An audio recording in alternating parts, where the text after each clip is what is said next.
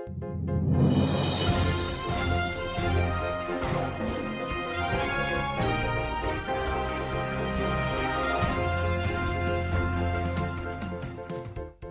हफ्ते में कोरोना के 61,000 नए केस, बड़ा सवाल लॉकडाउन दोबारा होगा कि नहीं। नमस्कार दोस्तों, आप देख रहे हैं जी न्यूज। अगर अभी तक आपने हमारे चैनल को सब्सक्राइब नहीं किया तो सब्सक्राइब कर सकते हैं। देश में ज्यादातर पाबंदियां हटा देने के बीच कोविड-19 के संक्रमण के मामले में तेजी से इजाफा हो रहा है। पिछले एक हफ्ते में देश में करीब 61,000 मामलों का उछाल आया है। इस कारण शुक्रवार को भारत कोरोना प्रभावित क्षेत्रों की लिस्ट में इटली से आगे होकर छठे स्थान पर पहुंच गया है। ऐसे में चिकित्सा क्षेत्र के विशेष को लगता है कि अगर हालात नियंत्रण से बाहर हुए तो लॉकडाउन भी लगाना पड़ सकता है।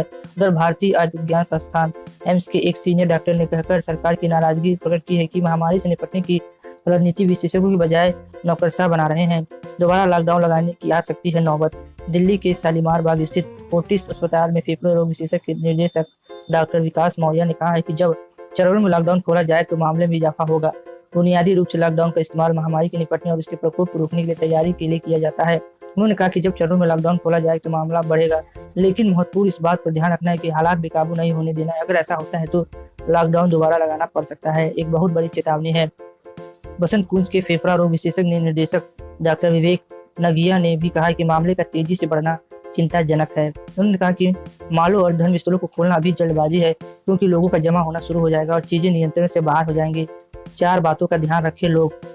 जाने माने फेफड़ा रोग विशेषज्ञ डॉक्टर अरविंद कुमार ने कहा कि यह सुनिश्चित करना जरूरी है कि लोग स्वतः लॉकडाउन का पालन कर रहे हैं। इन 4 महत्वपूर्ण सिद्धांतों को अमल में लाएं कि अत्यधिक आवश्यक होगा तभी आप बाहर निकले, हमेशा मास्क पहने, दूरी बनाकर रखें, हाथ धोते रहे। उन्होंने कहा कि फिलहाल तो हालात दोबारा लॉकडाउन लगाने की नहीं है, लेकिन अगर परिस्थिति बेकाबू हो गई तो फिर से बंद और लौटना पड़ सकता है। सर गंगाराम अस्पताल से जुड़े डॉक्टर कुमार ने इस बात पर भी जोर दिया है कि धर्मस्थलों और मॉलों को खोलने की अनुमति देना जल्दबाजी का फैसला है, क्योंकि यह सुनिश्चित करना बहुत मुश्किल होगा कि लोग नियमों का उल्लंघन न करें। सरकार की कोरोना पॉलिसी विशेषज्ञ नहीं, बाबू चला रहे हैं। इधर एम्स के वरिष्ठ चिकित्सा ने कोविड-19 महामारी से निपटने की सरकार नीति या संचार रणनीति की निंदा करते हुए कहा कि इन्हें महामारी से निपटने वाले विशेषज्ञों को जन स्वास्थ्य विशेषज्ञों के बजाय नौकरशाह चला रहे हैं। एम्स में जठरांत्र विज्ञान विभाग के प्रमुख डॉक्टर अनूप सराय ने Indian journal of the public health के संपादक को लिखे पत्र में कहा है कि वैज्ञानिक के किसी भी सलाहकार समूह की सफलता खुलेपन की संस्कृति, स्वतंत्रता और विचारों की विविधता पर निर्भर करती है। उन्होंने कहा कि दुर्भाग्य की बात यह है कि वैश्विक महामारी पर सरकार की वैज्ञानिक सलाहकार समिति के संदर्भ में खुलेपन की संस्कृति नजर नहीं आती है। संभवतः इसका कारण यह है कि इस समिति ने केवल सरकारी कर्मी ही सदस्य। दुनिया में छठे स्थान पर पहुंचा भारत कोरोना वायरस में।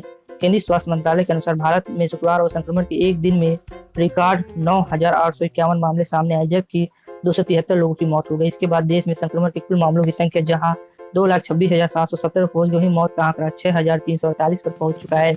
लगातार 3 दिन के मामलों में अत्यधिक वृद्धि दर्ज की जा रही है। इस समय भारत संक्रमण के मामलों की संख्या में लिहाज से दुनिया का छठा सबसे प्रभावित क्षेत्र है। उससे पहले अमेरिका, ब्राजील, रूस, ब्रिटेन और स्पेन आते हैं और जल्द ही यह दुनिया का नंबर 1 संक्रमण बन जाएगा। अगर इसी तरीके से लोग यहाँ पर आते रहें तो अगर लॉकडाउन का पालन नहीं होगा तो यहाँ पे महामारी बहुत तेज फैलेगी, क्योंकि भारत में जनसंख्या बहुत ज्यादा है। तो आज के लिए बस इतना ही। जय हिंद, जय भारत।